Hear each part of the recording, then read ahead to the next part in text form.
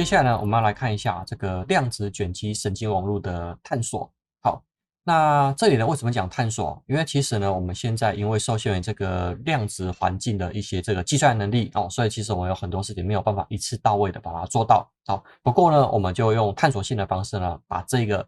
任务把它给完成了。那在这个地方呢，我们有一个这个 QCNN 的基本概念。首先呢，这个 NN 应该已经没有问题了。NN 指的是什么东西？NN 呢指的就是 neural network 类神经网络。那 CNN 呢指的是什么？CNN 呢基本上就是透过卷积的方式来去完成我们这个类神经网络。所以我们讲法叫做卷积神经网络。好，那这个 QCNN 的这个 Q 呢指的又是什么？这个 Q 呢基本上就是我们把 quantum 把它给加上去，所以这个时候呢它就是量子卷积神经网络。好。QCNN 呢，它是量子计算与卷积神经网络结合的产物。虽然基本上就是说我们是在 CNN 的基础上面，把这个 quantum 的能力，应该说 quantum 的计算把它给加上去。那它的目的是透过量子计算的优势来去增强机器学习模型的效能。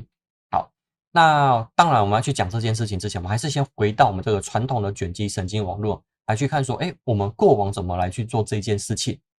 在机器学习里面这个 CNN 呢，它是一种强大的深度学习的这个架构，尤其是在图像识别跟图理任务中呢，它的表现非常的出色。因为我们原本的类神经网络啦，它这个会根据我们实际上的这个资料输入的这个目标，你就需要去建构这个一定数量的神经元。然后根据你的任务，例如说你是做分类任务那你需要分成几类，你的输出端就必须要设计成几个神经元。好，那也就是说，我们的这个输入跟输出已经决定完之后呢，接下来就是我们所谓的隐藏层。那这个隐藏层到底要设计成几层这个因为它没有所谓的标准答案啦，我们可以知道的是，如果它的深度越深的话，它对于处理一些复杂的任务或问题的话，它的表现的效果会越好。在这之外，如果说我们能把它这个计算的过程使用量子计算来去做运算的话，是不是能有效的去提升深度学习的这个模型的效果好，基本上应该是这个样子没有错了所以呢，通过卷积层来去提取我们输入资料的特征。比如说卷积层是做什么用的？卷积层呢，它是从我们原始的这个图像里面，原本的图像呢，如果直接送到我们类神经网络的这个输入端的话，它会受限于什么？它会受限于说我们这个解析度以及我们这个影像的这个通道可能 RGB 甚至 RGBA 甚至 RGBA 之外呢，又加上什么东西？又加上它的这个本身影像深度的资讯。所以呢，它在这个资料，如果说它是一个高解析度的这个图像的话，它的资料量会非常巨大。所以呢，我们如何能有效的去降低我们的资料的同时，又能去保持它的特征？这个时候我们就是靠卷积层来去做这件事情。好，所以呢，透过多层次的抽象来去进行预测以及分类就是我们传统卷积神经网络 CNN 在做的事情。那实际上呢，它应该要怎么样做？我们这个还是照我们前面的讲法，它其实没有所谓的标准答案就是它可能会有一个最佳解最好的这个模型的排列方式。可是呢，它在这里面呢，如果说你排的这个越深的话，那它有可能在它的模型的运算中，它可能会越吃重。所以我们就希望说，有没有办法这个进一步的去改善它好，所以接下来我们来看，如果我们把量子把它放进去量子卷积神经网络的话它应该怎么来去做这件事情？QCNN 呢它基本上就是导入量子卷积层，其实应该讲它直接是导入了量子计算。只是说我们如果对卷积层这件事情来做的话，我们可以把它简称成叫量子卷积层。当然对于整件 CNN 来讲其实它每个环节都可以搭上量子，所以它不一定说只是说我们在这边所宣称的量子卷积层那它透过什么样的方式？透过我们这个量子位元以及量子运算来去处理我们的资料跟分析。所以这里有两件事情我们的传统的资料呢，它是原本是位元资料以及我们所准备好的资料集然后呢，透过 CPU 来下去做运算。如果说你放在量子的概念上面呢，你原本的位元就要把它转换成量子位元，然后你的资料集呢，必须要转换成量子可以使用的资料集，然后呢，它才有办法放到我们这个量子的这个处理器里面来下去做运算。所以呢，量子卷积层它适用于这个 QCNN，好，那这种呢卷积层它需要有开发者啊，基本上来去完成以及实作哈。好，那这允许呢 QCN 在一些情况下能够处理一些更复杂的这个模式啊，或者说更复杂的模型啊，并且有潜在某一些任务上面可以去超越我们传统的 CNN 啊，因为我们像目前的 CNN 透过哪一些方式下去做计算，用传统的 CPU 下去做运算，或者是用 GPU 下去用运算。或者说因为我们是在 TensorFlow 上面做，所以我们还可以去使用这个 TPU 这个张量处理器。那如果再更进一步的话，同样的模式，我们要把它转换到量子的这个架构上面呢？对，所以我们就必须要这个处理，进行某一些特定的方式下去做转换哈。好，那在这个地方呢，我们先看一下量子卷积神经网络的优势，或者是说这个导入这个量子技术的优势到底是什么哈？那如何去做这件事情啊？通常我们就是透过量子位元的什么特性啊？就是叠加跟纠缠特性。好，那 QCN 呢，它可以同时探索多个资料的状态，潜在的去提供更强大的图像特征的提取能力。基本上我们运用的就是什么东西？运用的就是量子的叠加与纠缠的这个特性。好，那理论上啊，QCN 呢，它可以去利用所谓的一个量子的平行性来去加速某些计算过程。特别是在高维度资料的处理方面，所以我就把这件事情呢，把它作为说它可能是一种潜在的计算的效率。好，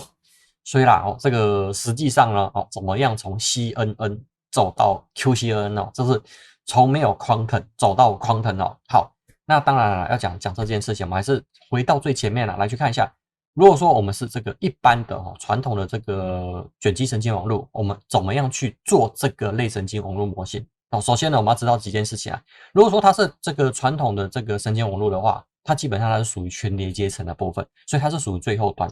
这个后端的前面的 input 的资料进来之后呢，我们会去做哪些事情？我们可能会运用卷积层的技术，把我们的资料经过输入端流入之后呢，我们会去做一些特征的这个取得。好，那这个资料取得完之后呢，卷积完之后呢，我们会去做磁化。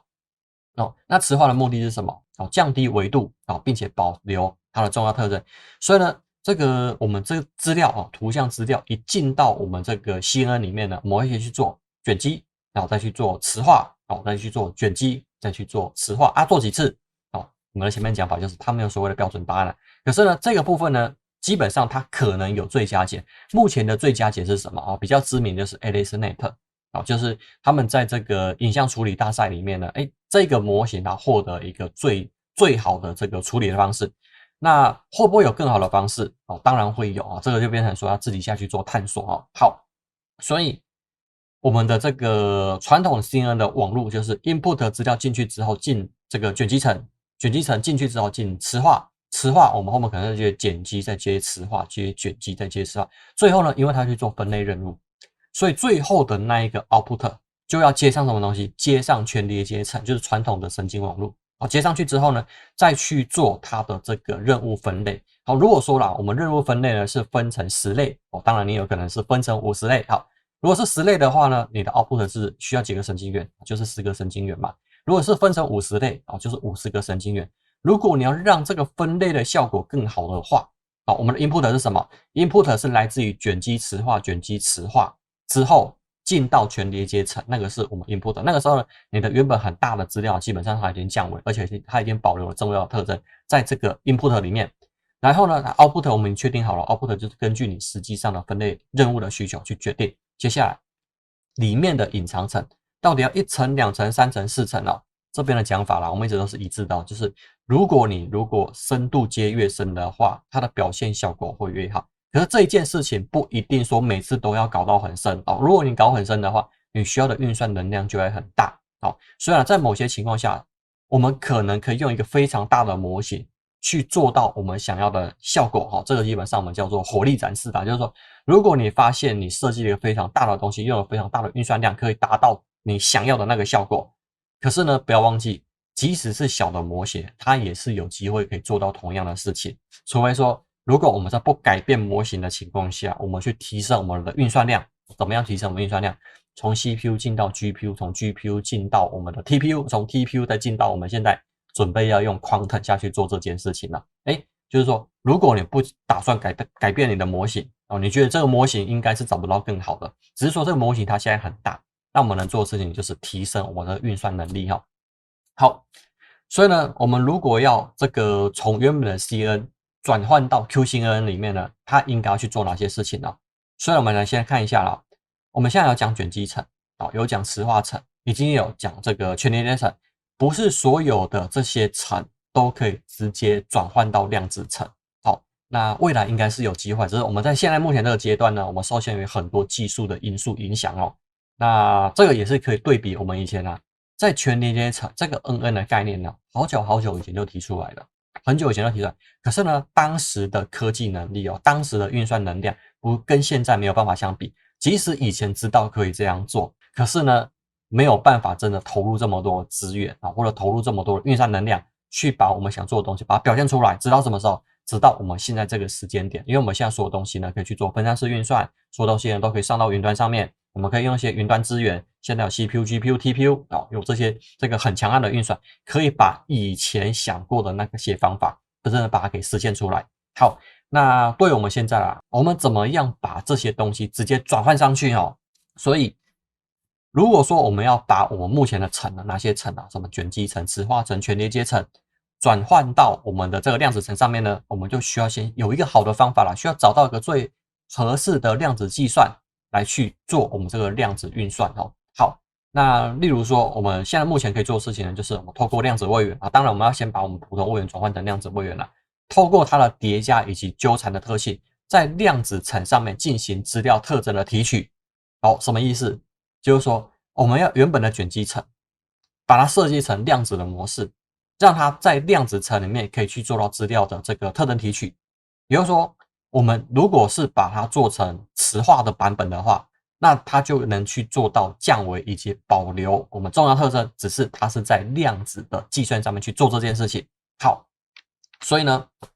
在这个地方了 ，QCNN 的结构它有可能会是什么样子？我们原本什么卷积层、磁化层跟全连接层，现在就变成了量子卷积层、量子磁化层以及量子的全连接层。虽然我们看起来好像全部都把它加上量子，可是呢，实际上它再去做这样设计呢，它并不是说，它很容易就可以把这个量子卷积层把它这个制作出来哈。我们就要一项一项看它怎么样来去实现这件事情。对于量子位元啊，就是说，如果我们要去做出这个量子卷积层的话，我们可以使用什么东西？我们可以使用参数化量子闸来去模拟传统卷积层的功能。卷积层的功能是什么东西？就是说，我们会设定什么？会去设定我们在这个图片上面的 kernel size， 它每次它会滑动多少的距离？预设啦，应该每次都滑动一个单位啊。只是那个 kernel size 呢，到底是9×9还是3×3，还是2×2？哪个 size 比较好哦？如果说根据我们之前的习惯了，我们一开始可能会先用3×3卷积做完之后呢，再去做磁化。而磁化呢，到底是要做什么4×4的磁化，还是3×3的磁化，还是2×2的磁化？如果是根据我们之前的习惯，我们可能会用一个比较大的 kernel size， 慢慢的缩小慢慢的缩小。那个缩小呢，到底是需要经过几个步骤就是我们前面讲的，这其实没有所谓的标准答案，就是你可以根据你的经验或者说你觉得怎么样做比较好，那实际上那样做到底好不好你需要经过实际上的验证才有办法去做这件事情。好，那再来是量子磁化层量子磁化层这件事情呢，怎么做可能比较好那我们像目前讲义上面的讲法是说，你可以透过这个量子观测或者透过这个量子量测的方式来去实现我们这个降维的效果。因为它目的是什么？磁化层的目的呢，它是做资料的降维，以及保留它资料的重要特征就是靠磁化下去做。因为我们全面卷积它基本上是用滑动视窗滑动的方式来去做这件事情嘛。磁化呢，它是着重某一个尺寸，把那个尺寸，例如说你尺寸是2×2啦，或者3×3，直接把重要特征直接把它给取下来，选择性的去保留你的量子位元。所以在这个过程中你会发现一件事情量子位元在这个过程中呢，我们可能都没有很好的足够的数量的量子位元来去做这件事。为什么？例如说量子卷积层import 进去呢，我们后面会用的是 NNISP 就是手写数字资料集，28×28。28×28在传统的卷积层里面呢，它就是把28×28上面看你是做3×3的 kernel size 啦，或者从2×2的 kernel size 运算在量子卷积层里面呢，它也有办法去做这样子的运算能力。可是呢，不要忘记我们目前所拥有的这个量子位元数可能没有那么足够。我们现在可能看到有什么50位元的64位元的可是我们实际上真正目前手上可以用的、可以用模拟的哦，可能大概就是4个量子位元、6个量子位元，或是8个量子位元，甚至我们后面会用的会直接使用到16个，因为我们现在目前看最大应该是来到20个，就我们现阶段可以模拟的量子位元其实没有那么多，所以呢，如果说以2828784个位元，要把它转换到我们现在的量子位元，我们就会遇到第一个门槛哦。好，没关系，我们先往下看哦。全连接层怎么把它变成量子全连接层？好，那这个部分呢，你是可以通过进一步的对量子闸的操作啦，以及量测，基本上它就是量子闸的操作哦，以及量测哦，来去实现最后分类的任务。好，我们这个地方呢，就是我们先知道几件事情啦，怎么样从 CNN 走到 QCNN，哦，基本上呢就是卷积层、磁化层、全连接层。这些东西呢，全部改成量子的版本，量子卷积层、量子磁化层跟量子全连接层。好，这些东西呢，我们可能有办法使用一些方法哦，用这个量子位元来去做实现。可是我们现在目前最大门槛就是我们的量子位元的数量哦，基本上它是不足够的。好，所以这个问题要怎么样去做解决哈？那我们后面会再继续往下谈。这个单元呢，我们就先讲到这里。